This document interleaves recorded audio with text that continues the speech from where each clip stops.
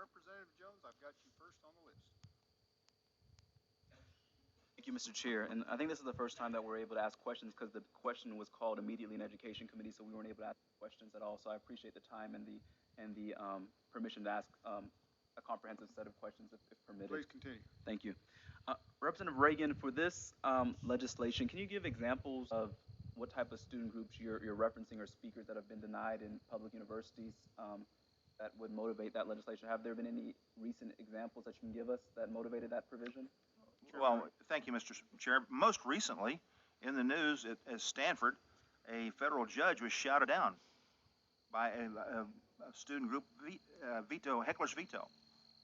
Since you asked, Representative Jones?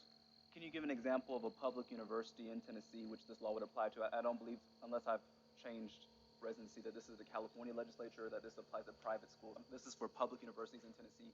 Can you give an example in our own state where this happened? there have been several. Excuse me, Mr. Chair. There have been several. However, I'm sorry you asked for a recent example. I gave it to you. So is that a no? You can't give a recent example that it happened in Tennessee at a public university? Yes, sir, I can.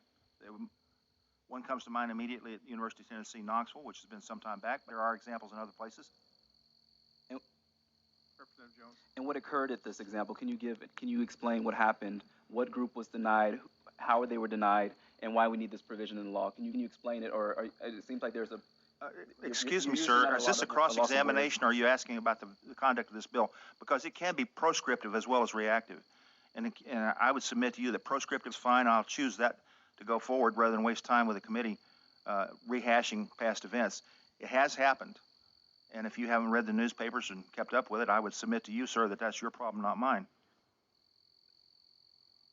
Representative Jones? Thank you. So the sponsor can't provide a recent example. My second question regards Excuse me, sir. I just gave you a recent point example. of order. You haven't been recognized by the speaker. This is my time. You haven't been recognized by the chair. Point of order. All right, let's call a timeout. Has he been recognized? Parliamentary inquiry. Has he been recognized? Representative Jones, let's pause for a moment. Mr. Chair, I apologize. I engaged in running debate. Thank you, Chairman Reagan. All right, Representative Jones, move on to your next question, please. Thank you, Mr. Chair.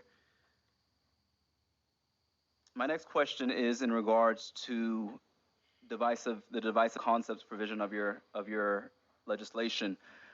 You say that this is about promoting free exchange of ideas and freedom of expression, and yet explicitly this is reinforcing and rehashing out types of education that we want to prohibit in a public university, not for elementary students, but for grown adults who are in college. Can you explain how that, can you reconcile that prohibition on a certain type of education with calling it the Freedom of Expression Act, where you're prohibiting certain types of education from happening in a public university for adults in college? Chairman Reagan. Thank you, Mr. Chair. I request to go out of session and have legal read the divisive concepts law, please, for the benefit.